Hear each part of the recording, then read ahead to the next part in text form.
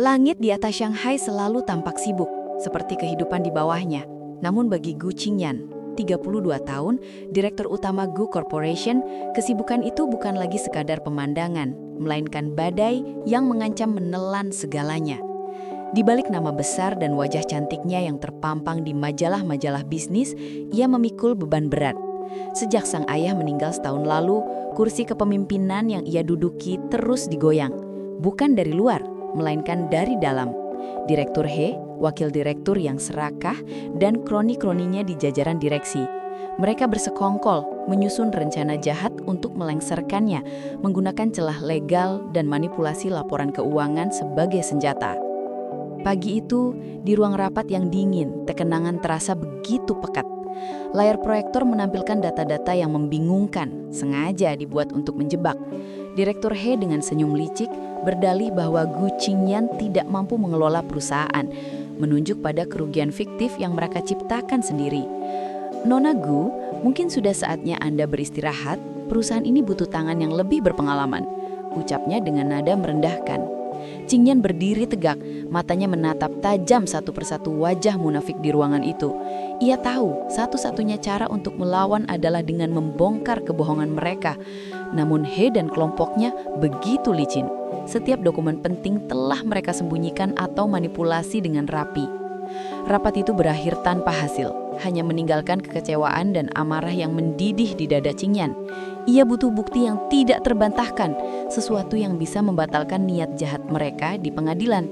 Masalahnya, ia adalah pebisnis ulung, bukan ahli hukum. Ia tidak punya waktu untuk mempelajari setiap pasal dan butir hukum yang rumit.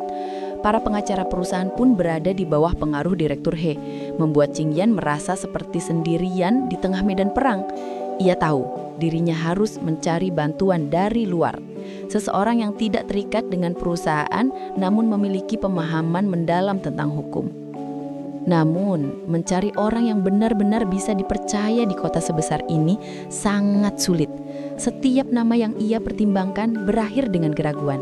Siapa yang akan membantunya tanpa pamrih? Pikirannya terus berputar, mencari celah. Ia tidak bisa meminta bantuan dari teman-teman pengusaha lainnya karena takut mereka akan menjadi sasaran empuk Direktur He. Ia harus bergerak dalam diam, secara rahasia. Langkah apa yang harus ia ambil? Waktu terus berjalan dan rapat penentuan nasib perusahaan akan segera diadakan. Sore harinya, ia memutuskan untuk mencari ketenangan di sebuah kafe kecil yang jauh dari hiruk-pikuk kota, sebuah tempat yang sering ia kunjungi untuk menyendiri. Saat ia masuk, pandangannya tertuju pada seorang pemuda yang sedang membersihkan meja. Pemuda itu terlihat rapi, namun seragamnya menunjukkan ia hanyalah seorang office boy di kafe tersebut. Tanpa sengaja, ia melihat buku yang tergeletak di samping cangkir kopi pemuda itu. Bukan buku fiksi atau majalah, melainkan sebuah buku tebal tentang hukum pidana dengan catatan-catatan kecil yang rapi di pinggirnya. Ia terkejut. Qingyan tidak bisa menahan rasa penasarannya. Ia mendekat, berpura-pura mencari tempat duduk. "Apakah Anda tertarik dengan hukum?" tanyanya sopan. Pemuda itu mendongak, matanya yang tenang menatap Qingyan. "Hanya sebatas minat," jawabnya singkat. Jawaban itu tidak memuaskan Qingyan. "Tapi buku ini tampak seperti buku kuliah. Anda seorang mahasiswa?" tanya Qingyan lagi, sambil menunjuk buku di atas meja. Pemuda itu tersenyum tipis. "Saya sudah lulus, jurusan hukum." Informasi itu bagai percikan harapan di tengah kegelapan yang dirasakan Qingyan. "Kenapa Anda tidak bekerja di firma hukum? Kenapa malah menjadi..." Kata-kata Qingyan terhenti. Ia merasa tidak enak. Pemuda itu mengerti maksudnya. Kondisi keluarga tidak memungkinkan, jawabnya tanpa nada mengeluh. "Saya harus bekerja untuk membiayai pengobatan orang tua." Jawaban itu membuat hati Qingyan tersentuh. Ia melihat kejujuran dan ketulusan di mata pemuda itu. Sebuah ide gila muncul di benaknya. "Nama saya Gu Qingyan," ucapnya mengelurkan tangan. Pemuda itu menyambutnya. Genggamannya terasa hangat. "Saya Han U. Senang bertemu dengan Anda, Nona Gu." Qingyan tersenyum. "Han U, saya punya tawaran untuk Anda." Ia menceritakan sekilas masalahnya tanpa menyebut nama perusahaan, hanya mengindikasikan bahwa ia butuh bantuan ahli hukum yang bisa ia percaya. "Saya akan membayar Anda dengan imbalan yang sangat pantas. Anda bisa mengundurkan diri dari pekerjaan ini dan fokus membantu saya. Bagaimana? Tawar Qingyan menatap lekat Han-u. Han-u terdiam, memandang Qingyan dengan pandangan penuh pertimbangan.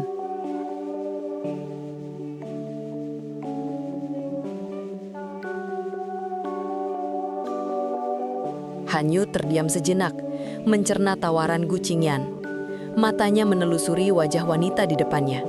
Tidak ada tanda-tanda kebohongan. Hanya ada ketegasan dan keputusasaan yang tertutupi oleh aura elegan. Ia tahu siapa Gu Qingyan. Wajahnya sering terpampang di televisi dan majalah. "Nona Gu, saya tidak memiliki pengalaman di dunia korporasi. Saya hanyalah lulusan baru yang belum pernah menghadapi kasus sebesar ini," jawab Han-yu jujur. Namun, di balik keraguan itu, ada kilau tekad yang tidak luput dari mata Qingyan.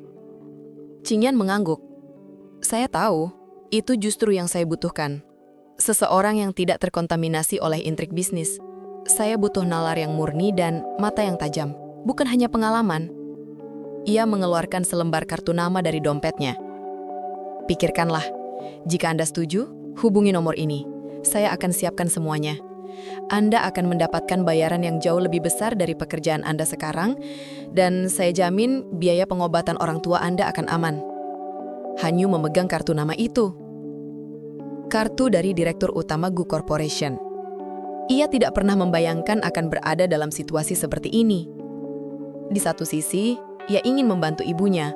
Di sisi lain, tawaran ini terasa terlalu besar untuk ia tangani. Namun, ia melihat ketulusan di mata Gu Qingyan. Bukan hanya tawaran uang, tapi juga kepercayaan. Ia merasa seolah-olah wanita ini benar-benar percaya padanya. Malam itu, Han-yu tidak bisa tidur. Ia memandangi kartu nama itu berulang kali. Ibunya, yang terbaring sakit, sangat membutuhkan biaya pengobatan. Dengan uang dari pekerjaan lamanya, ia hanya bisa menutupi biaya dasar. Untuk pengobatan yang lebih intensif, ia butuh keajaiban. Dan tawaran dari Gu Qingyan ini entah mengapa terasa seperti keajaiban yang nyata. Ia berpikir, bahkan jika ia gagal, ia tidak akan rugi. Ia bisa kembali ke pekerjaan lamanya. Tetapi jika berhasil, ia bisa mengubah nasib keluarganya. Esok paginya, dengan tekad bulat, ia menelpon nomor yang tertera di kartu nama itu. Panggilan itu langsung disambut oleh suara Gu Qingyan. "Saya setuju, Nona Gu. Saya siap membantu Anda." Ada kelegaan yang luar biasa dalam suara Qingyan. "Bagus, saya akan kirimkan alamat kantor saya. Datanglah besok pagi," ucapnya. Han-yu tersenyum tipis. Petualangan barunya baru saja mulai. Keesokan harinya, Han-yu datang ke gedung Gu Corporation. Ia mengenakan setelan jas sederhana yang ia beli beberapa tahun lalu untuk wawancara kerja. Saat ia masuk, para karyawan memandanginya dengan tatapan bingung. "Anda mencari siapa, Tuan?" tanya seorang resepsionis. "Saya ada janji dengan Nona Gu Qingyan," jawab Han-yu. Resepsionis itu terkejut. "Direktur utama?" tanyanya tidak percaya. Han-yu mengangguk. Beberapa saat kemudian, seorang asisten datang dan membawanya naik. Ketika ia masuk ke kantor Gu Qingyan, ia terpana. Ruangan itu luas dan mewah, dengan jendela besar yang menampilkan pemandangan kota. Qingyan duduk di kursi kebesarannya, tampak anggun dan berwibawa. "Selamat datang, Han-yu," ucapnya. Ia menyerahkan beberapa dokumen. "Ini adalah kasusnya. Direktur He dan kroni-kroninya berencana melengsarkan saya dengan tuduhan manipulasi keuangan. Semua bukti yang kami punya sudah dipalsukan. Saya butuh Anda untuk menemukan celah di sana." Han-yu menerima dokumen-dokumen itu. Ia mulai membacanya satu persatu. Ia menemukan pola yang aneh. Setiap laporan keuangan yang merugikan selalu berhubungan dengan anak perusahaan yang baru didirikan, yang namanya tidak tertera secara jelas di dokumen. "Ada yang aneh, Nona Gu. Semua kerugian ini mengarah pada satu proyek. Apakah Anda bisa berikan saya detail tentang proyek ini?" Qingyan mengerutkan kening. Proyek itu adalah proyek sampingan yang ia tidak terlalu awasi, diserahkan sepenuhnya kepada Direktur He. Qingyan merasa ada firasat buruk. Ia memerintahkan asistennya untuk mencari semua dokumen tentang proyek tersebut. "Lakukan dengan sangat hati-hati, jangan sampai Direktur He tahu," pesannya. Han-yu mulai menganalisis setiap data yang ada, mencari benang merah yang tersembunyi. Ia merasa seperti seorang detektif dan itu membuatnya bersemangat. Ia tidak peduli dengan uang. Ia hanya ingin membuktikan bahwa ia mampu melakukan sesuatu yang besar.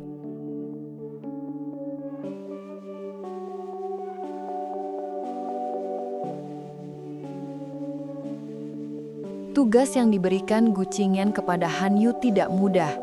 Han Yu harus menelusuri ratusan lembar dokumen keuangan, laporan proyek dan notulensi rapat. Semua demi menemukan satu saja kejanggalan yang bisa menjadi bukti. Ia bekerja siang dan malam, seringkali hingga larut, di sebuah ruangan kecil yang disiapkan Qingyan khusus untuknya. Han Yu menolak tawaran Qingyan untuk menempati kantor mewah. Ia lebih suka ruangan yang tenang dan jauh dari mata-mata Direktur He. Ia menyadari risiko pekerjaannya ini sangat besar. Selama proses investigasi, Han Yu mulai melihat sisi lain dari Gu Qingyan. Ia bukan hanya CEO yang tegas dan berwibawa, tapi juga wanita yang rentan. Han Yu beberapa kali melihat Qingyan duduk termenung di balik meja kerjanya, menatap keluar jendela dengan tatapan kosong. Kadang, ia terlihat lelah dan putus asa. Han Yu ingin menghiburnya, namun ia merasa belum memiliki hak untuk melakukan itu. Ia hanya fokus pada tugasnya, berharap bisa membawa kabar baik secepatnya. "Nona Gu, saya menemukan sesuatu," kata Han Yu suatu sore. Nadanya penuh semangat. "Laporan pengeluaran untuk proyek ini sangat tidak masuk akal. Ada banyak pengeluaran fiktif yang tidak bisa dipertanggungjawabkan. Dan yang paling aneh, semua pengeluaran ini selalu dicairkan dalam bentuk tunai, tidak melalui transfer bank." Qingyan mencondongkan tubuhnya ke depan, mendengarkan dengan seksama. "Apa artinya?" tanyanya. Han Yu menjelaskan. "Artinya, mereka ingin menghilangkan jejak. Pembayaran tunai sangat sulit dilacak. Tapi ada satu dokumen yang menurut saya bisa menjadi petunjuk." Han Yu menunjukkan sebuah dokumen pengajuan dana yang ditandatangani oleh salah satu asisten kepercayaan Direktur He. Di sana, tertulis nama perusahaan vendor yang sangat asing. Han Yu sudah mencoba mencarinya, tapi perusahaan itu tidak terdaftar. "Ini adalah perusahaan fiktif, Nona Gu," ucap Han Yu. "Mereka menggunakan nama palsu untuk menyalurkan dana perusahaan ke kantong pribadi mereka." Qingyan mengepalkan tangannya. "Sialan," gumamnya. "Mereka bahkan membuat perusahaan palsu." "Saya rasa saya tahu cara membuktikannya. Kita harus mencari tahu siapa pemilik asli perusahaan fiktif itu, dan itu pasti akan terhubung dengan Direktur He. Saya bisa mencarinya melalui jaringan internal di kantor hukum teman saya. Mereka mungkin punya akses ke database pemerintah." Qingyan mengangguk. "Lakukan, kita tidak punya banyak waktu." Sore itu, Han Yu memutuskan untuk menemui teman lamanya, seorang pengacara muda bernama Li Wei. Mereka bertemu di sebuah kedai kopi sederhana. Li Wei sangat terkejut melihat Han Yu yang dikenalnya sebagai lulusan terbaik di angkatan mereka. "Han Yu, kenapa kau bekerja sebagai office boy? Kau seharusnya sudah jadi pengacara sukses sekarang," ucapnya. Han Yu hanya tersenyum. "Ada beberapa hal yang harus kulakukan, Li Wei. Tapi sekarang, aku butuh bantuanmu."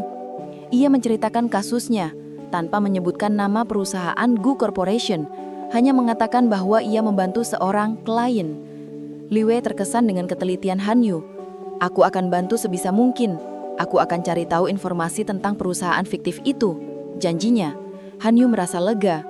Setidaknya, ia tidak sendirian. Setelah pertemuan itu, Han Yu dan Qingyan mulai bertemu lebih sering, tidak hanya di kantor. Mereka sering bertemu di kafe tempat Han Yu bekerja dulu. Qingyan menyukai suasana di sana yang lebih santai. Ia mulai menceritakan lebih banyak tentang dirinya, tentang tekanan yang ia rasakan, tentang kesepiannya. Han Yu mendengarkan dengan sabar, kadang memberikan komentar yang cerdas, kadang hanya menjadi pendengar yang baik. Mereka mulai merasa nyaman satu sama lain. Qingyan tidak lagi melihat Han Yu sebagai bawahan, tapi sebagai teman, sebagai orang yang ia percayai. Han Yu pun tidak lagi melihat Qingyan sebagai CEO yang dingin, tapi sebagai wanita yang rentan dan butuh dukungan. Tanpa disadari, sebuah ikatan emosional mulai tumbuh di antara mereka, di tengah ketegangan yang terus memuncak. Mereka berdua tidak menyadari, benih-benih cinta mulai tumbuh di balik tumpukan dokumen dan intrik bisnis yang kejam.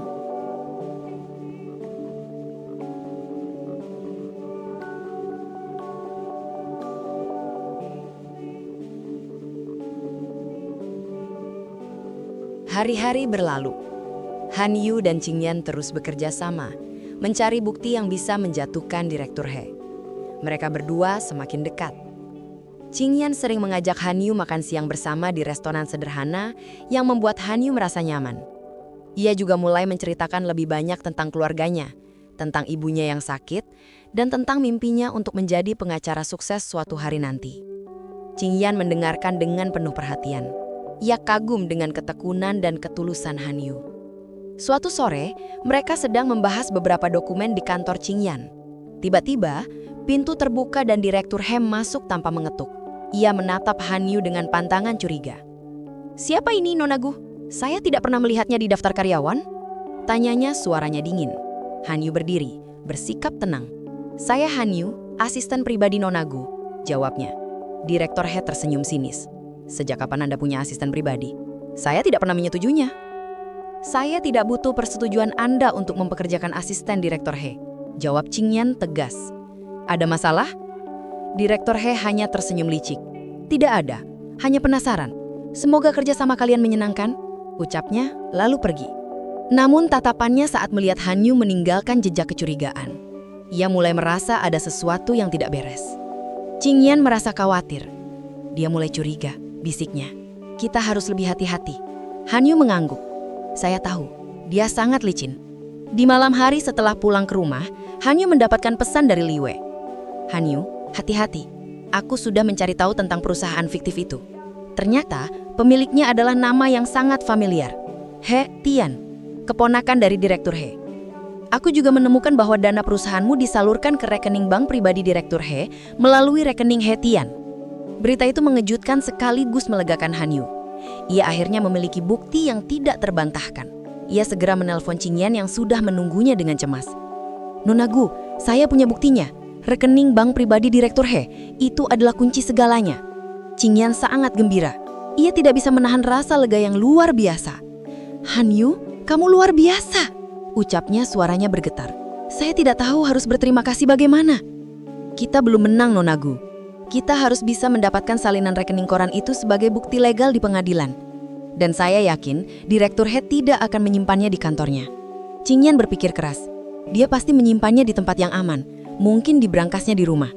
Namun mengambilnya adalah hal yang mustahil. Mereka tidak mungkin mencuri. Han Yu terdiam. Ia punya ide, namun sangat beresiko. "Bagaimana jika kita menjebaknya?" usul Han Yu. "Kita pura-pura akan mengadakan rapat penting besok, membahas tentang investasi baru. Saya yakin dia akan datang dengan membawa dokumen-dokumen penting, termasuk dokumen yang kita butuhkan, karena dia pasti ingin memanipulasinya lagi." Qing Yan menatap Han Yu, ragu. "Terlalu beresiko," katanya. Han Yu tersenyum. "Resiko kecil dibandingkan dengan kehilangan perusahaan, Nona Gu. Kita akan buat rencana yang matang." Qing Yan akhirnya setuju. Mereka menyusun rencana dengan sangat teliti. Han Yu akan bekerja sama dengan beberapa karyawan yang ia percayai, yang juga tidak menyukai Direktur He. Han Yu akan memancing Direktur He agar meninggalkan ruangan sebentar, dan saat itulah mereka akan menyalin data yang dibutuhkan. Rencana ini sangat berbahaya.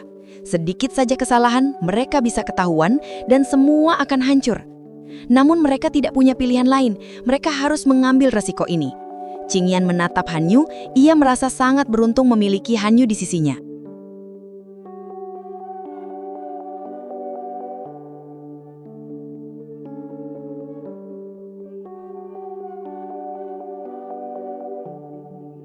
Keesokan harinya, ketegangan di gedung Go Corporation terasa begitu pekat. Go Qing Yan dengan bantuan Han Yu mengumumkan rapat darurat. Agenda yang ia sebarkan adalah tinjauan proyek strategis jangka panjang, sebuah judul yang cukup ambigu untuk menarik perhatian Direktur He. Sesuai dugaan Han Yu, Direktur He datang dengan wajah penuh percaya diri, membawa serta sebuah tas kerja yang mencurigakan. Di dalam tas itu, Han Yu yakin terdapat dokumen-dokumen asli yang mereka butuhkan. Rapat dimulai. Qing Yan memulai pembicaraan dengan topik-topik umum, senaja mengulur waktu. Sementara itu, Han Yu yang duduk di sudut ruangan memperhatikan setiap gerakan Direktur He. Ia memberi kode kepada salah satu karyawan yang telah ia percayai, seorang teknisi IP bernama Zhou Ming. Zhou Ming mengangguk kecil, mengerti. Beberapa saat kemudian, Zhou Ming pura-pura panik. "Maaf, Direktur He, laptop Anda tidak bisa terhubung ke proyektor. Sepertinya ada masalah pada kabelnya," ucapnya seraya mendekati Direktur He. Direktur He yang tidak sabar berdiri. "Biar saya lihat," katanya. Ia meninggalkan tasnya di meja dan beranjak ke depan. Zhou Ming memanfaatkan kesempatan ini. Dengan gerakan cepat dan lihai, ia mengambil sebuah USB dari saku celananya dan mencolokkannya ke laptop Direktur He, pura-pura memeriksa koneksinya. Namun yang sebenarnya ia lakukan adalah menyalin semua data yang ada di laptop itu. Sambil Zhou-ming melakukan aksinya, Han Yu sengaja membuat keributan kecil. Ia pura-pura menjatuhkan gelas air, membuat semua mata di ruangan tertuju padanya. Direktur He yang kesal mengalihkan perhatiannya. "Hati-hati Han Yu," serunya. Kesempatan itu cukup bagi Zhou-ming untuk menyelesaikan tugasnya. Ia berhasil menyalin semua data, termasuk file-file tersembunyi yang berisi laporan keuangan asli. Setelah rapat selesai, Han Yu segera pergi ke ruangan khususnya. Ia membuka data yang berhasil mereka salin, matanya membesar. Di sana, ia menemukan bukti yang lebih dari yang ia duga. Bukan hanya manipulasi laporan, tapi juga skema pencucian uang, suap, dan penggelapan dana. Direktur He tidak hanya berniat melengsarkan Go Qingyang, tapi juga menjarah perusahaan. Han Yu segera menemui Qingyan. "Nona Gu, ini lebih parah dari yang kita duga," katanya, menunjukkan data-data itu. Direktur He tidak hanya ingin mengambil perusahaan, dia juga melakukan kejahatan finansial yang bisa membuatnya dipenjara. Melihat bukti-bukti tak terbantahkan di layar, Qingyan merasa campur aduk. Ia marah, kecewa, dan lega. Marah karena pengkhianatan itu, kecewa karena ia telah mempercayai Direktur He selama ini, dan lega karena akhirnya ia bisa membuktikan semuanya. "Kita bawa ini ke polisi," ucap Qingyan. Han Yu mengangguk. "Saya sudah menghubungi Li Wei, dia akan bantu kita menyusun laporan hukum yang sempurna. Tidak ada celah bagi mereka untuk kabur." Han Yu dan Qingyan kemudian memutuskan untuk mengambil langkah berani. Mereka akan mengadakan rapat direksi terakhir, sebuah rapat penentuan nasib. Mereka akan memanggil semua direksi, termasuk Direktur He, dan membongkar semua kejahatannya di hadapan mereka semua. Qingyan merasa ini adalah cara paling efektif untuk membersihkan namanya dan mengamankan perusahaan. Ia tidak ingin lagi bermain kucing dan tikus. Ia ingin mengakhiri semua ini sekali untuk selamanya. Di malam harinya, Qingyan dan Han Yu bertemu di kafe biasa mereka. Mereka tidak membicarakan pekerjaan. Mereka hanya duduk, minum kopi, dan saling menatap. "Han Yu, saya tidak tahu harus bagaimana tanpa bantuanmu. Kamu datang di saat saya hampir putus asa." Han Yu tersenyum. "Saya senang bisa membantu, Nona Gu. Saya juga belajar banyak dari Anda."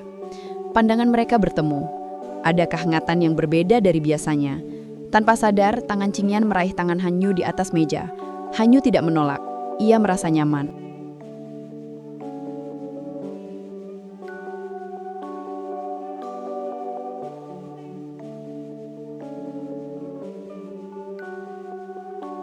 Pagi itu, di ruang rapat Gu Corporation, suasananya sangat berbeda dari sebelumnya.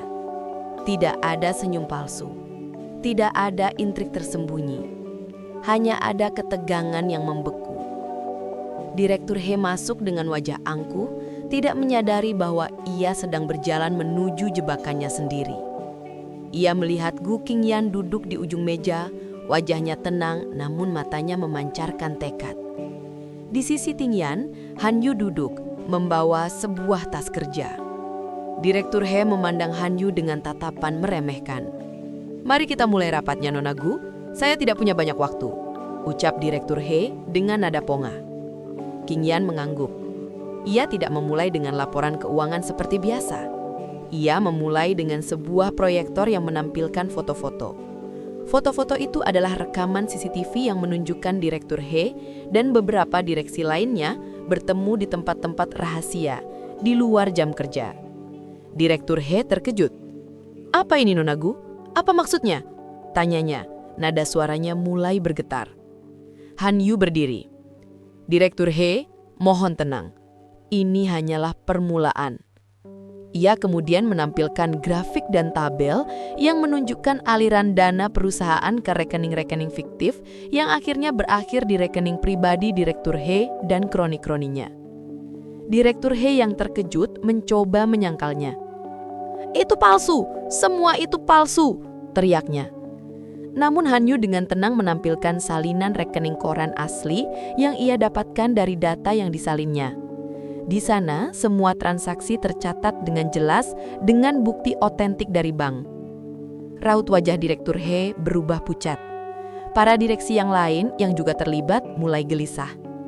Salah satu dari mereka, yang lebih muda, tidak bisa menahan rasa takutnya. "Saya minta maaf, Nona Gu. Saya hanya mengikuti perintah Direktur He.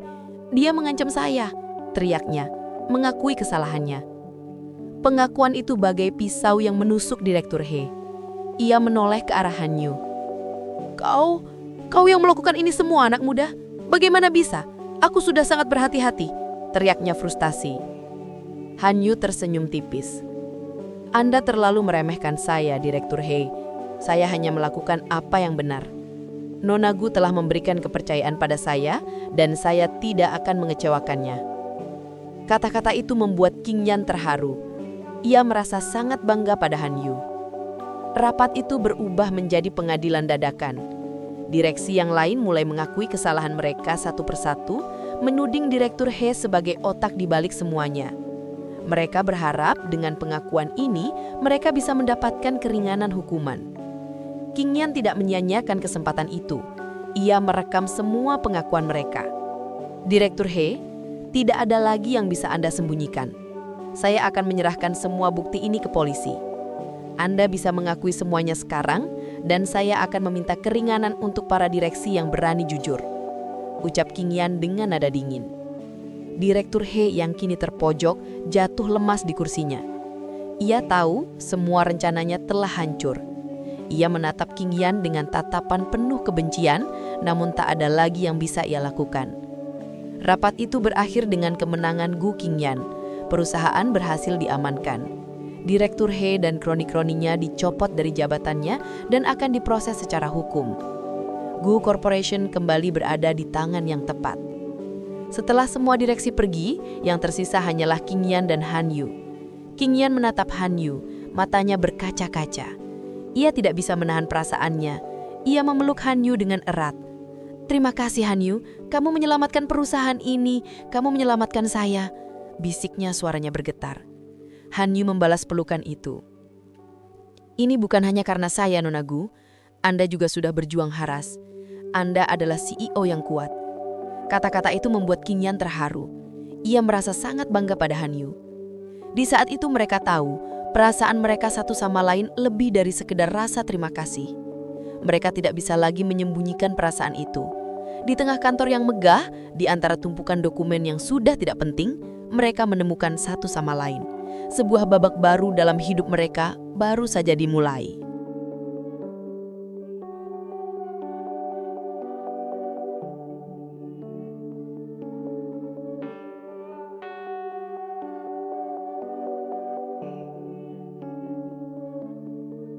Setelah kemenangan besar di ruang rapat, suasana di Gu Corporation berubah total. Semua karyawan kini menatap Gu King Yan dengan hormat yang tulus, bukan lagi rasa kasihan. Direksi baru yang loyal dan kompeten segera ditunjuk untuk menggantikan para pengkhianat. Gu King Yan kembali memegang kendali penuh, dan ia melakukan restrukturisasi besar-besaran untuk membersihkan perusahaan dari sisa-sisa korupsi. Han Yu, yang kini menjadi pahlawan di mata semua orang, menerima banyak pujian. Namun, ia tetap bersikap rendah hati. Suatu sore, King Yan memanggil Han Yu ke kantornya. "Han Yu, saya ingin memberimu posisi yang layak. Saya akan menjadikanmu Direktur Hukum Gu Corporation," katanya. Han Yu terkejut. "Tapi, Nona Gu, saya..." King Yan tersenyum. "Tidak ada tapi, Anda pantas mendapatkannya. Anda sudah membuktikan diri Anda. Anda memiliki integritas dan kecerdasan yang tidak ternilai. Saya tidak akan membiarkan orang lain meremehkan Anda lagi." Tawaran itu sangat menggiurkan. Namun Han Yu merasa ragu. "Saya sangat menghargai tawaran Anda, Nona Gu, tapi saya takut." King Yan mengerutkan kening. "Takut kenapa?" tanyanya. Han Yu menunduk. "Takut perasaan saya akan mengganggu profesionalisme kita." Kata-kata itu menggantung di udara. Baik King Yan maupun Han Yu tahu, perasaan yang dimaksud bukanlah rasa hormat, melainkan cinta. King Yan mendekat, memegang tangan Han Yu. "Han Yu, saya juga merasakan hal yang sama," bisiknya. "Perasaan ini tidak akan mengganggu. Justru, ini akan membuat kita semakin kuat." Han Yu menatapnya, matanya yang tenang kini dipenuhi kehangatan. "Nona Gu, saya tidak tahu harus berkata apa. Saya hanya seorang office boy yang kebetulan lulusan hukum, sementara Anda adalah CEO yang luar biasa." King Yan menggelengkan kepalanya. "Saya tidak peduli siapa Anda. Saya hanya tahu Anda adalah Han Yu, pria yang tulus dan berani. Pria yang membuat saya merasa aman, yang membuat saya tersenyum. Itu yang terpenting." Han Yu tidak bisa menahan perasaannya lagi. Ia memeluk King Yan erat, sebuah pelukan yang penuh dengan rasa syukur, kelegaan, dan cinta. Mereka tidak peduli dengan status, latar belakang, atau apa kata orang. Di saat itu, yang terpenting bagi mereka adalah perasaan yang tulus di antara mereka. Keesokan harinya, berita tentang pengangkatan Han Yu sebagai Direktur Hukum Gu Corporation tersebar luas. Banyak yang terkejut, namun tidak ada yang berani menentang keputusan Gu Qingyan. Han Yu, dengan posisi barunya, mulai melakukan restrukturisasi tim hukum. Ia menyingkirkan pengacara-pengacara yang tidak kompeten dan menggantikannya dengan orang-orang yang berintegritas. Ia juga mulai berinvestasi pada sistem keamanan data yang lebih canggih. Perusahaan Gu Corporation kini berada di jalur yang benar. King Yan dan Han Yu bekerja sama dengan sangat baik. Mereka sering menghabiskan waktu bersama, baik di kantor maupun di luar kantor. Mereka makan danam bersama, menonton film, dan berjalan-jalan di taman. Hubungan mereka pun semakin kuat. Mereka saling melengkapi. King Yan dengan pengalamannya di dunia bisnis, dan Han Yu dengan kecerdasan dan ketelitiannya di bidang hukum. Mereka menjadi pasangan yang tak terkalahkan, baik dalam pekerjaan maupun dalam kehidupan. Suatu malam, Han Yu mengajak King Yan ke sebuah tempat yang sangat spesial baginya. Sebuah bangku taman di tepi sungai, di mana ia sering duduk untuk merenung. "Ini tempat favorit saya," katanya. "Disinilah saya berpikir tentang masa depan, tentang impian saya." King Yan tersenyum. "Apa impianmu sekarang, Han Yu?" tanyanya. Han Yu menatapnya, matanya yang berbinar menghanyutkan. "Impian saya ada di depan saya sekarang," jawabnya.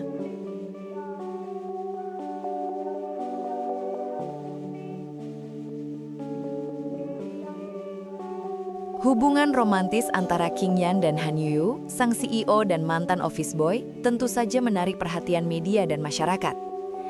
Banyak yang memuji, namun tidak sedikit pula yang mencibir. Hubungan ini tidak akan bertahan lama, kata seorang kritikus bisnis di acara televisi. Mereka memiliki perbedaan kelas yang terlalu besar. King Yan tidak peduli, namun Han Yu merasa tertekan. Ia merasa tidak layak untuk King Yan. Suatu hari, Han Yu mendengar beberapa karyawan membicarakannya. "Lihat, dia hanya beruntung," bisik salah satu dari mereka. "Dia bisa mendapatkan semua ini hanya karena dia merayu Nona Gu." Han Yu mencoba mengabaikannya, namun kata-kata itu menusuk hatinya.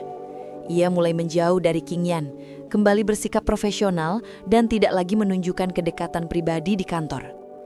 King Yan menyadari perubahan itu. Ia merasa sedih. "Ada apa, Han Yu? Apakah kamu baik-baik saja?" tanyanya. Han Yu hanya menjawab singkat. "Saya baik-baik saja, Nona Gu, hanya fokus pada pekerjaan." Sikap Han Yu yang dingin membuat King Yan bingung. Ia mencoba mencari tahu apa yang salah. Ia akhirnya menemui Li Wei, teman Han Yu.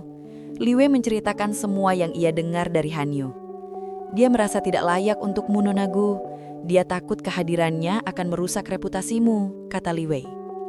Mendengar itu, hati King Yan hancur. Ia tidak bisa membiarkan keraguan ini merusak hubungan mereka. Ia memutuskan untuk melakukan sesuatu. Malam itu, ia menunggu Han Yu di luar kantornya. "Han Yu, ikut saya," katanya, nadanya tegas namun lembut. Ia membawa Han Yu ke sebuah restoran mewah, tempat di mana mereka bisa berbicara dengan tenang. "Dengarkan saya baik-baik," kata King Yan. "Saya tidak peduli apa kata orang. Yang saya pedulikan adalah kamu. Aku memilihmu, Han Yu. Aku memilihmu bukan karena posisimu, bukan karena latar belakangmu. Aku memilihmu karena kamu adalah dirimu sendiri. Pria yang cerdas, berintegritas, dan berani. Tolong, jangan biarkan perkataan orang lain merusak hubungan kita. Jangan biarkan mereka mengambil kebahagiaan kita." Han Yu terharu. Ia merasa malu karena telah meragukan cinta King Yan. "Maafkan saya, King Yan," bisiknya. "Saya hanya takut." King Yan merangguk. "Saya mengerti. Tapi mulai sekarang, jangan pernah ragu lagi. Kita hadapi semuanya bersama. Saya butuh kamu, Han Yu, bukan hanya sebagai direktur hukum, tapi juga sebagai pasangan saya." Han Yu tersenyum. "Saya akan selalu ada untukmu, King Yan," ucapnya. Mereka saling berpegangan tangan, janji untuk selalu bersama. Keesokan harinya, mereka kembali ke kantor, tidak lagi menyembunyikan hubungan mereka. Mereka bekerja sama, berjalan beriringan, dan tidak peduli dengan tatapan iri atau bisik-bisik yang datang. Mereka membuktikan kepada semua orang bahwa cinta mereka lebih kuat dari segala macam gosip. King Yan semakin kagum dengan Han Yu. Ia melihat bagaimana Han Yu berinteraksi dengan para karyawan, bagaimana ia memecahkan masalah, dan bagaimana ia selalu bersikap adil. Han Yu adalah pasangan yang perfect untuknya, bukan hanya karena cinta, tapi juga karena nilai-nilai yang mereka miliki. King Yan pun mulai memikirkan masa depan. Ia ingin membangun keluarga dengan Han Yu, pria yang telah mengisi hidupnya dengan kebahagiaan dan cinta. Ia tidak lagi merasa kesepian, ia merasa lengkap. Han Yu telah menjadi pilar terkuat dalam hidupnya. Pria yang datang dari bawah, yang membuktikan bahwa integritas dan kecerdasan jauh lebih berharga daripada kekayaan dan status. Kisah cinta mereka menjadi inspirasi bagi banyak orang.